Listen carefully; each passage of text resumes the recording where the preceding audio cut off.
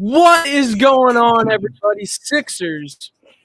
Let's just say the Sixers caught the W against the best team in the West. Listen, I don't know about you, Tiago, but this was a roller coaster for me. And if you don't already know, I'm here with my man Tiago. My name is Justin. We are the Painted Lions, and today we are going to do a post-game show for you guys about this matchup of the Sixers and the Jazz. Tiago, how was this game for you, man?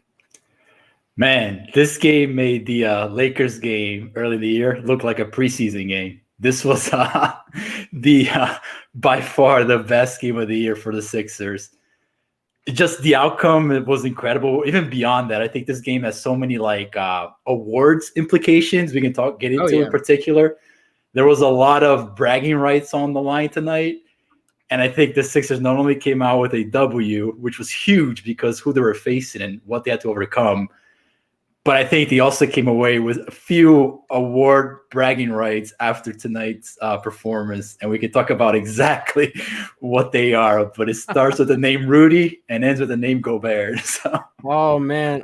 He's already coming at him, everybody. Listen, this is going to be a really fun stream, a really fun game to watch, and an ending that was, even more fun. Can we just talk about the fact that Joel went off for 40 points?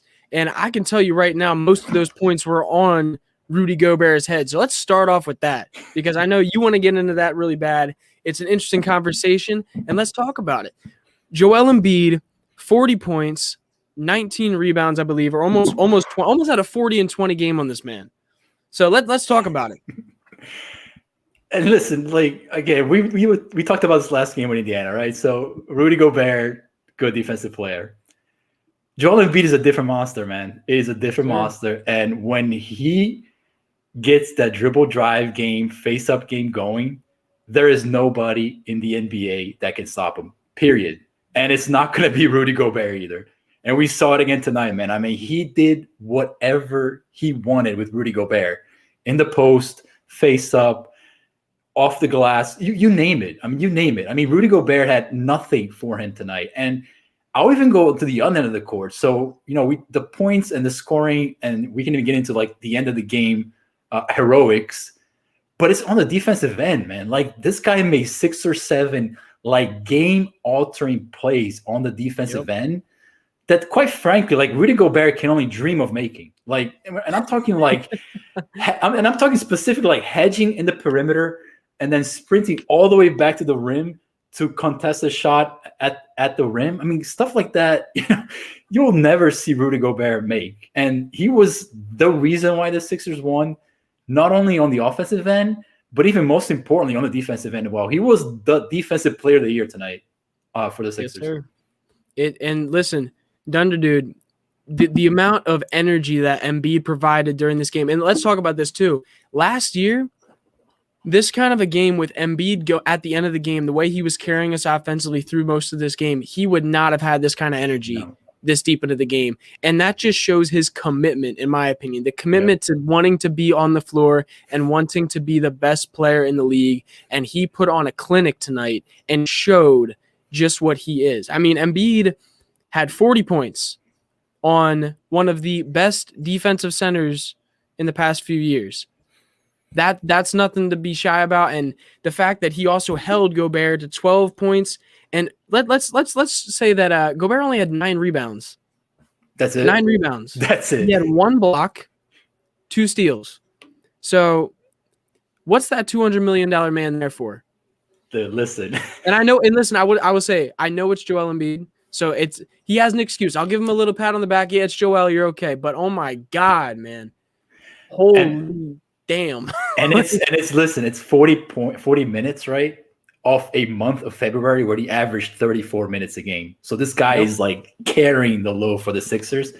And he calmly put 40 minutes tonight, 40 points. Didn't even feel like he broke a sweat towards the end of the night. Yep. And if I'm Joel and I'm Joel's agent, I'm knocking on Josh Harris's door, Daryl Morey. I'm like, listen, this guy's getting paid how much? How much are you paying this guy? Yep. Because I want my money now. Because Joel Embiid, after tonight, is the clear-cut MVP favorite, and deservedly so. This was probably the best performance at a highest stake game as we've seen all year tonight. Yeah, I think everyone has to remember this is the number 1 team in the West. The number one team in the West, and this is what these Sixers did to them tonight. And also, the funniest thing to me is going on Twitter throughout this game, seeing everyone bitching about how the Sixers aren't taking threes and how like literally we just beat one of the best 3-point shooting teams in the league, and we weren't even hitting threes. Can we talk about that? Like talk about the difference in just basketball IQ and basketball numbers in general, where typically right now guys are like, okay, you have to take threes, you have to take threes, you have to take threes. This damn near whole game we weren't making them. And we still got this out because we were playing bully ball down low, and Embiid hit some shots at the end that were crazy, hit that 3-point shot to tie it to bring it to overtime. I think we got to talk about that a little bit too. So overall, guys, this game is insane. Now, Tiago, I want you to get into your top takeaways now before we get into breaking down more individual players. So yeah, to tie it back into the 3-point shooting, because 3-point shooting is important. We don't dismiss that here. Obviously, you want to score. That's the ultimate goal. Mm-hmm. But Utah scored tonight. They scored 63 points off 3-point shooting. Yeah. And the Sixers scored 24 points off 3-point shooting. The fact that the Sixers pulled this out with that massive gap in 3-point shooting shows you what they have in Embiid, Simmons, and Tobias Harris. Because, those guys are kind of for what, 2 or 3 3-pointers tonight, give and take? Yep. So they have to carry such a load for this team because they have to bridge that massive 3-point shooting gap that, Utah and other teams have. So I think that gives you the framework of what this team has going forward, which is with Embiid, Simmons, and even Tobias Harris, you have a trio that can take on the best teams in the NBA. Now, the question is, how do you take that moving forward? Because I can make an argument in a 7-game series, this model the Sixers have is not sustainable. If teams are going to drop 20 to 25 3-pointers in your head every night, odds are you're not going to win. So there's a lot of good takeaways from this, from the standpoint of those 3 guys are really, really, really good. Mm-hmm. But you need to start surrounding these guys with guys who can provide the shooting that they need to match up against Utah, because Utah, man, they can fire from everywhere. And the Sixers are not that team. So that was my main takeaways. Be excited about what you have because it's real, but how do you move forward with the team here in the next second half of the year? Yeah, and I think this is an amazing comment from David here. Yeah. Imagine 76ers with more 3-point shooting or 3-pointers in the playoffs. Yeah, and that's really what it is. And I don't disagree with you. I think this model in some ways can be unsustainable at times. I will say, it obviously looked good tonight, but it does help that Donovan Mitchell was just making some bad decisions at the end of the game. So do you want to get into Donovan Mitchell at all? So we could talk about I saw a comment earlier, but can we talk about the fact that Donovan Mitchell, let's let the comments guess quick. How many shots do you think Donovan Mitchell took today to score his 33 points? And put in the comments right now. He scored 33 points. How many shots do you think he took? I'm very interested to just put it in the comments right now. Don't look it up. Just guess, because even Tiago guessed wrong when he first got in here before we got onto the live stream. I want to see people in the comments right now. How many shots did he take? How many shots did he take? Not. Oh man, Rob. You're being nice, Rob. Oh, you're being nice, Rob. You really are. That's a nice one. All right, so I'm gonna go with the first. Chris is the first one here. Chris got it right.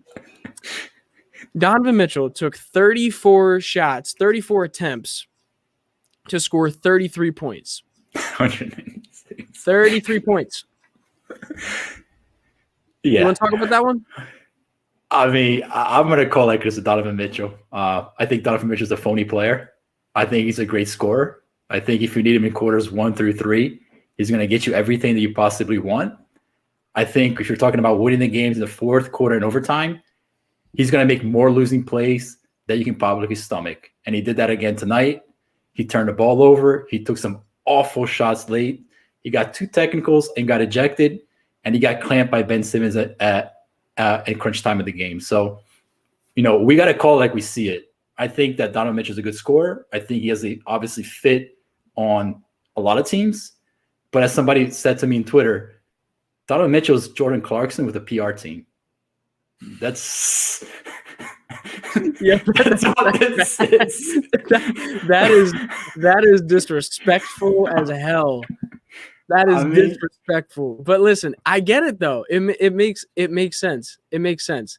But you put listen, Justin, you put Jordan Clarkson on that team. Are they any worse?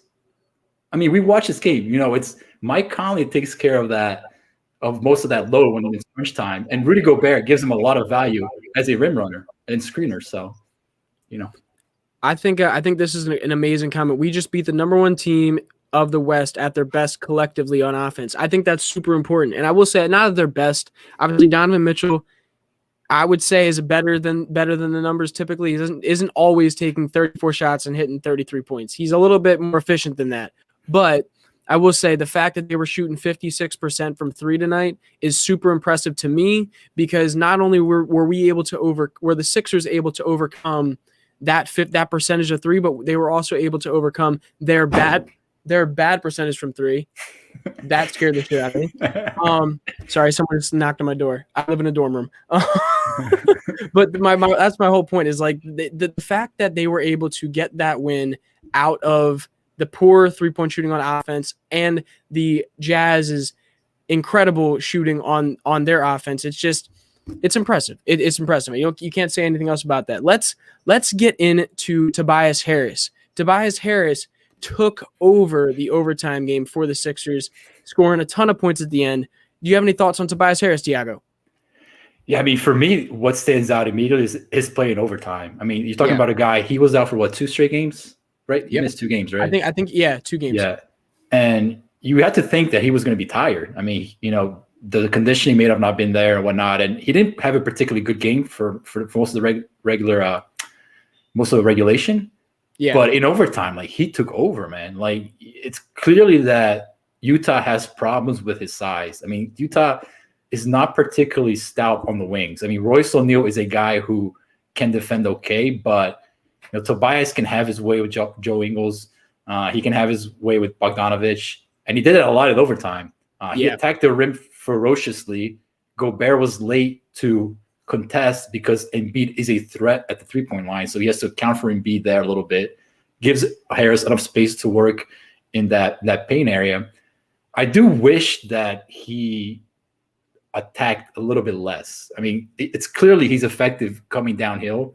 Yeah. But there are times where it's his mindset right off the get-go, and he could perhaps benefit from just catching and shooting, which he was doing a lot more early in the year. So, you know, you take this kind of game from Tobias, but you want to see a little bit more 3-point volume from him. So, you know, you kind of balance a little bit more of his scoring. But, you know, in overtime, man, he was sensational. Yeah, and I can understand that. And I will say, I think some of it most likely had to do with trying to find a rhythm. You got to think he hasn't played in a week, or a little bit less than a week. And sometimes it takes some guys to get into the rhythm and get into the rim a little bit and finding the rhythm of the game and finding their spot in this game. And realistically, him getting at the rim really helped, because when he late in the game, he got in the post and he was going at Bogdanovich, and it was working well. And that's ultimately what got us over the hump and over that Jazz defense. So yeah, I mean, 22 points, 10 rebounds. And I said this the other day when we struggled rebounding. I think it was against the Cavs. We didn't out rebound a team, and that's not usual for us. And I think a lot of it is because of Harris is such an underrated rebounder. Yep, absolutely right. He's walking away with that, like, at least 8 rebounds a game typically. So I think that's important to say, is Harris's value is not only on scoring the ball, it's also been defensively this year, and his rebounding outside of already having good rebounders in Ben Simmons and Joel Embiid, not purely just based on size. But yeah, 22-point game for him, 10 rebounds, pretty efficient. I think he went 9 for 18 tonight, so cannot complain about that, especially in an OT win. Now let's get into Ben Simmons. Ben Simmons today, man. Ben Simmons locking up Donovan Mitchell at the end of the game, just ultimately just, you know, doing Ben type things. So get into it. Let me hear your opinion on him for this game. Yeah, I mean, defensively, I didn't think it was his best game. I thought he was really good late. So, like we talked about earlier with Donovan Mitchell, like 4th quarter overtime, it's like game over, man. Sorry, it's over for you. And I thought that what really stood out for me early was the fact that Utah was not going to have a repeat of the 42-point performance. Yeah. So a lot of times they were hedging away from the perimeter. So at one point they had Mike Scott out with him, and they were like, Mike Scott's not going to shoot. So they would hedge Mike Scott's defender back into the paint, which made those driving lanes for Ben like impossible. I mean, if you go back to the first game where he had against Utah, it was a free-for-all. I mean, they did not account for Ben Simmons well, and he got to the rim like at will, and Utah was not going to have that again tonight. Thankfully, you have Joel, right? So the moment that the Sixers noticed that, it was back in the paint for Joel and let him go to work. So overall, solid game for Ben. You look at the turnovers again, 5. You want a little bit less with that. But I thought that in that third quarter, when they were kind of inching their way back towards the game, causing a couple of turnovers, pushing the pace, getting to the free throw line, getting guys open 3-point shots, that's his game. And that helped him also to win the game. I don't know if you saw the same thing. No, I definitely agree, and I mean Ben had a good game in my opinion. He didn't have an amazing game, I will say, but defensively he was active the whole game. You saw him running over top every single screen, running with Donovan, making his life hard tonight. And I think that was ultimately the point of this game and also the fact that I'm going to hold that thought and talk about that after we get done with Ben, because I want to talk about Matisse's defense a little bit on Jordan Clarkson today. But Ben Simmons is ultimately just playing really hard defense against Donnie all night. 17 points, 7 assists, 4 rebounds, efficient night, 8 for 11, and that's what you want from him. I'll take that any day of the week from Ben Simmons. So let's get into our man Dwight Howard. Let's get into it because we got people in the comments. We got people in the comments really wanting to talk about Dwight Howard. We got a lot of Dwight Howard comments going on here. So let's talk about it. He had a good night, 12 points, only 4 rebounds. But let's talk about that 3-point shot. He had that clutch 3-point shot, that clutch block at the end of the game on Mike Conley. So let's talk about him. Dwight Howard, what do you think? I got nothing on the 3-point shot because I was like, there's no way this is going in. So if you want me to comment on 3-point shot, I have nothing. All right, then talk about everything else. I'll say this: I thought Doc was absolutely insane in that third, fourth quarter. If you guys noticed, he had an all bench lineup, so that means Tobias, Joe, Ben all on the bench. He tried it in the second quarter; it was a disaster.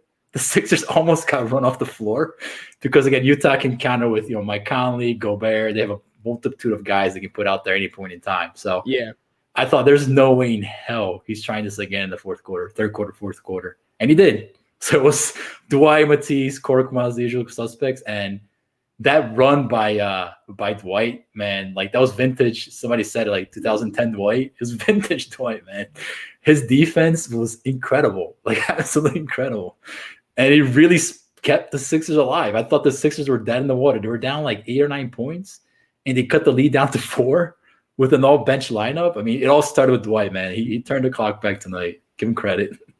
No, I completely agree. And it's just you gotta love it. I personally just love his energy, man. Yeah. The energy, the fun style he brings to this team, even when he's on the court, not only when he's on the bench, but when he's on the court, laughing about stuff. I saw him early in this game. We were down, and he's keeping that light energy for the team. There was a ball that went off the rim, and he was running after it like he was gonna rebound it. And then was this out the ball, and as soon as he picked it up, he just turned and looked at Shake Milton and just started giggling at himself.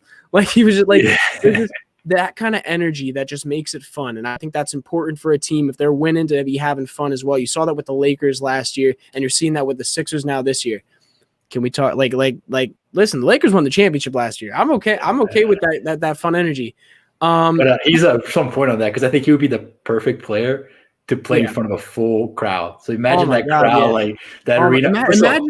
This game with the crowd would have been. Oh my God! Imagine, it'd be insanity. So I can definitely agree. Now, I have a tweet that I want to bring up on the screen, but before we get into that, let's talk about Seth Curry a little bit. Seth Curry had a comeback game today.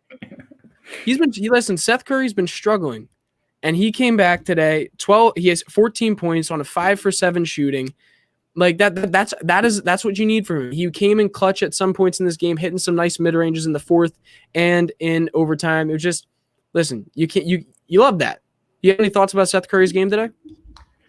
Yeah, I think he was gonna have a tough game tonight because Utah plays big at the guard position, and he had to deal with Bogdanovich a lot, which is tough. I mean, Bog posted him up a couple times, had a couple easy buckets. I thought it was good that Seth stayed with the game because the Sixers really needed somebody else in that second half to step up.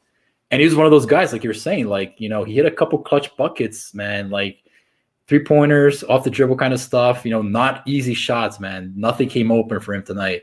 Yeah. So you give him credit. I think that again, we talked about with Seth, like you just wouldn't just shoot threes, man. Just shoot more threes, but you take what you can get tonight, and he was a +2 through all that, all those tough defensive matchups. So give him credit. It was a good game for Seth tonight. Yeah, and I've talked about this many times before, but just the defense that Seth Curry plays is just and mind you, obviously, he's not an amazing defender, but he puts in the effort on that side of the court, which I appreciate more than anything else. And I think that's all you can ask for a guy like that who is so good on the offensive end. Now, let's get into this tweet real quick. Uh-oh. Donovan Mitchell just went off on the officials. We won this game, in my opinion. It's getting effing ridiculous. Says the Jazz continually get screwed and that the league needs to do something about this. I want to know people in the comments' thoughts about that. I want to know your thoughts about it. Let me know. So the Jazz get screwed, right? The Jazz played at an altitude of God knows how many feet.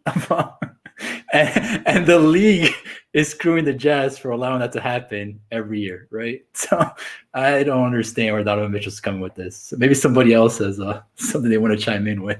No, I mean, listen, I don't get it because I honestly feel like the Jazz just played themselves out of this game at the end. I mean, even Joel in the fourth went up for a pump fake. Rudy jumped on it, and I thought you could have called that a foul if you wanted to. Yeah, you could have, in my opinion. So it's like, and I understand the foul calls can be ridiculous at times, but I mean, Justin, everybody deals with them. Everybody deals with them. We deal with them all the fucking time. Or excuse my language, all the time. Read that first comment below. He shot 12 for 34. Donovan, that's the game, buddy. That's the game. Sorry, man.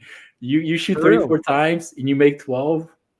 You're the big reason why you guys lost, buddy. I hate to tell you that. Sorry, it's not the refs. And listen, you're not wrong about that. I can say I understand at times because there are some calls that are questionable at best in this league, but you can't sit. It's hard to sit there and say that when you have a bad game like you did. When you shoot 34 shots and make and get 33 points, it's tough to have an argument that the refs are the people that won this game for the Sixers. And just to wrap up one more point on Donovan Mitchell, because they rely on him to win, right? So he's a big part of their team. You're going to go into the playoffs, you're going to face LeBron James, Kawhi Leonard, Paul George. Well, maybe not Paul George, but Kawhi Leonard, those guys. They're going to rip your heart out if you're going to show any type of weakness. Mm-hmm. And you're already seeing like the kind of player Donovan Mitchell is, right? So he's going to make excuses for when things go bad. He's always going to have an ulterior motive to why he didn't play well. Players like LeBron James, when it's go time, they will rip your heart out. So now table that for when they face each other in the playoffs, because there's a lot of hype around the Utah, and rightfully so. They're a good team. Mm-hmm. But to get to where you want to go and beating a guy like LeBron James, you got to bury all the excuses, man, because this guy's coming after you. So, Yeah, and I do want to bring up this comment quick. Matt said, got screwed on this one, not others. That call for possession with 20 seconds left cost the Jazz the game. Royce O'Neal was clearly still in bounds. Jazz won that game. So apparently what happened right here was that, yes, they saw he was still in bounds. I heard this on the announcers were talking about this. Apparently, when they passed the ball, when Royce threw the ball back in, because basically they called that, but when the ball went past Donovan Mitchell and apparently hit a ref out of bounds. So that was why that's why it took so long, because they were trying to figure out what that means, because they blew the whistle, or the ball went out of bounds and they blew the whistle because they didn't know what happened basically. So ultimately that's what ended up changing that call. I don't think that's exactly the refs screwing them over. I think that's just I don't know. Is that the play where like they couldn't tell who had clear possession after that? Right? No, this is a different one. It was when the ball was going out of bounds. Royce O'Neal tried to save it. He saved it, but when the ball went past Donovan Mitchell, went out of bounds, and they blew the whistle, basically saying like, "Hey, like we got to figure out what happened there." But the ball went out of bounds, so it didn't really matter. Right. Yeah, ball hit up. Yeah, thank you, Ben. That's what happened. But yeah, so. You just said about Donovan Mitchell. Donovan Mitchell got ejected. Obviously, it doesn't help the Jazz wanting to come back in this game. Let's talk about. Do you have any other top takeaways Let's say that. Do you have any other takeaways from this game? I mean, yeah, we covered a lot, and I think that we got to go back to like what the Sixers are going to be moving forward. Like this has been a really good first half for the Sixers, but like look at the schedule coming up, man. It's gonna be like murderer's row. So yeah, I agree. Can you ask Embiid to put this heroic performance every night? No. Ben's been playing great. 40 minutes again tonight. Tobias close to 40 minutes again tonight. That is not sustainable. The Sixers need to figure something out. I understand what Daryl Morey's coming from. He's trying to gauge the roster, not make a move too soon, not overpay for a player. I get all that, but there's got to be. Because shooting is such a high valued thing right now in the NBA, and I think that is something that probably concerns Morey because he probably doesn't want to spend a lot of young assets and a lot of draft capital to bring in the shooting that you need. Right. And I completely get that. Like the price of Larry right now is to be like off the roof. I mean, there's not a lot of teams selling. A lot of teams think they have a chance at this. I completely get it. But there's got to be things around the margins that you can start doing, right? So, yes, Dwight had a great game. We're not going to talk bad about Dwight tonight, but can you figure a way to bring like a little stretch five just to give him a couple minutes, see what that looks like? Justin's got an idea. Or you volunteering? Yeah. So I actually have a little thought, and now I don't know how everyone else feels about this, and I don't necessarily think it's the best idea, but Paul Reed. Yeah, it's your guy. And it's not my guy. It's not my guy. I if everyone doesn't know, I cover the Blue Coats for the Painted Lines. So go follow me on Twitter if you want to understand the Painted Lines. The Blue Coat stuff. But like. From what I've watched every single game, I've listened to him talk in every single press conference, I've quoted him and everything like that. He's a baller, man. That guy can play, and he can play the 5 position. He's been playing the 5 position for the Blue Coats. So I think he could do it. I don't think that's what's going to happen. I think Morey's going to want to go out and grab somebody who's a vet, but I do think that could be a viable option if they don't want to spend the kind of money you have to, or this kind of picks or whatever, to bring another guy in. But I actually think he'd be more of a 5 spot than a 4 spot. Do you think would you trust 5 minutes of Paul Reed in the postseason? I don't know yet. I would have to see because here's the thing. Here's also a nice thing. The NBA is talking about bringing in letting G League 2-way contract players play in the playoffs. Yeah, and in the regular season once the G League season is over. I would have to see how he does on the team. I wouldn't be surprised if Doc gives him a chance up in the NBA to like get those backup minutes if because of what he's been doing down in the G League. I would definitely need to see how he plays on the NBA level because he's tearing up the G League right now. And they made the postseason, right? So they're going to continue to play. Yeah, they actually just clinched the postseason today when they beat. I can't remember who they beat. That's terrible. The Cleveland something like there's whatever Cleveland's G League team is. That's who they beat. Okay. The Canton Charge. That's what it was. Yeah. So they beat them, and so they're officially in the G League playoffs at this point. And they're a good team, man. They're a good team. But my point is, I think Paul Reed could be interesting there. I don't think it's definitely going to happen, but it could be interesting. Yeah, man, I would love to, and it's exciting for the future for sure because this guy looks like a legit player. I mean, when a guy blows up like this in the G League, that's very exciting. There's definitely something there. Yeah, so, for sure. But even if it's not him, just somebody, man, just anybody who can shoot a basketball. Yep, it would be great.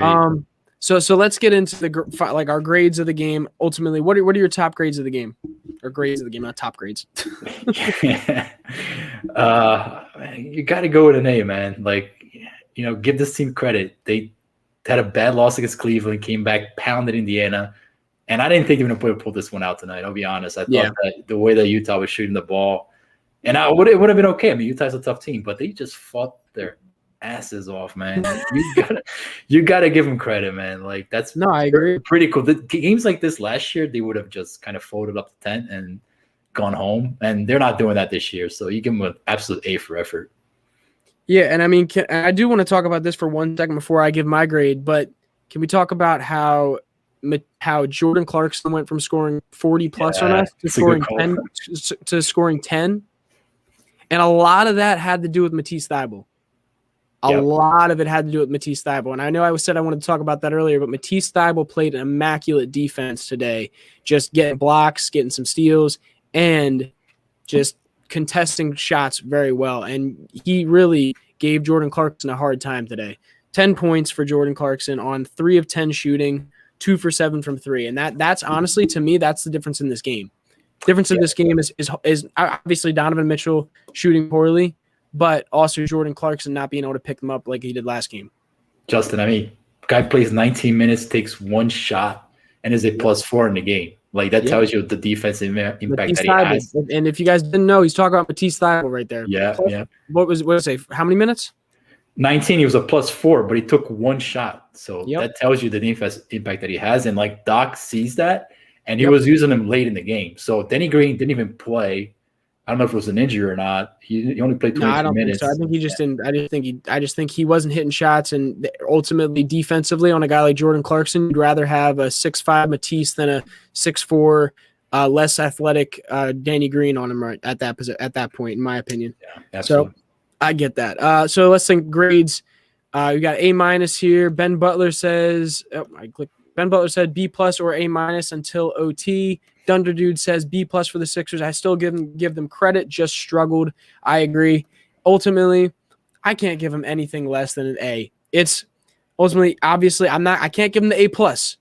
Can't do that just because they were not hitting their shots. If they're hitting their shots today, this game is completely different. But I can give them an A for the fact they stuck this out. Joel Embiid played out of his goddamn mind tonight. Yeah. And Donovan Mitchell got pissed off and was out of here. My player of the game, I'm going with Ben Simmons for the way the defense he was playing, for the assists he was getting, for the way he was pissing Donovan Mitchell off at the end of the game because of that lockdown defense he was giving him. Tiago, who's your player of the game? I gotta go Joel, man. Come on now. I threw the layup. I was waiting for you to go ahead. Joel Embiid is the MVP of the NBA. He was the man tonight. That last second shot to end regulation, whatever it was, 8 seconds left on the clock. The Sixers had nothing going in that possession. He just calmly takes a step back 3 to tie the game. The guy is unbelievable. He is the player of the game, no questions asked. He's the MVP. No, I listen. I can't disagree with that. And can we also say 40 points on 27 shots? Yeah, that's what he does, man. That's 27 shots. How many teams? I'd like to remind you, Donovan Mitchell had 33 points on 34 shots. Last time I'm going to say it, but impressive. We can do 30 minutes on just Donovan Mitchell's inefficiencies, man. I'll tell you that right now. We could, but we're not going to. We're going to get out of here soon, so let's talk about some plugs, Tiago. Plug what you got going on. Yeah, so I'm going to write about DeMar DeRozan.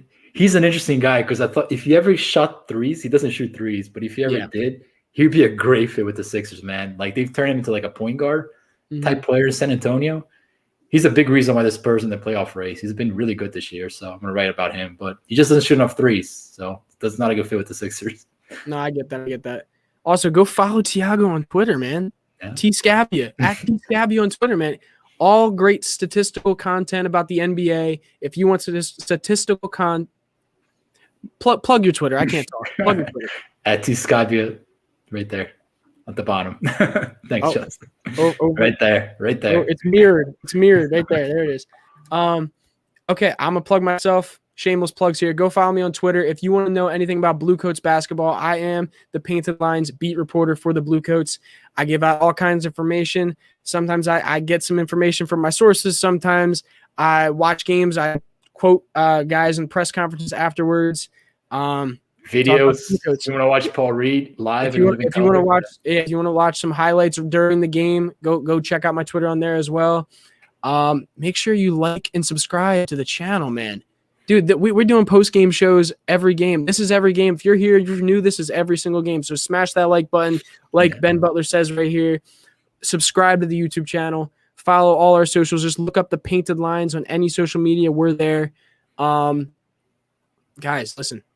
We here. Go check out thepaintedlines.com, where not only Tiago's articles are there, but a ton of other articles. We have baseball, NHL, football, MLB, MLS, culture, everything. We got everything. It's an all-stop shop. So go to thepaintedlines.com. And listen, I'm Justin. That's Tiago. Go follow us on Twitter. You see it right there.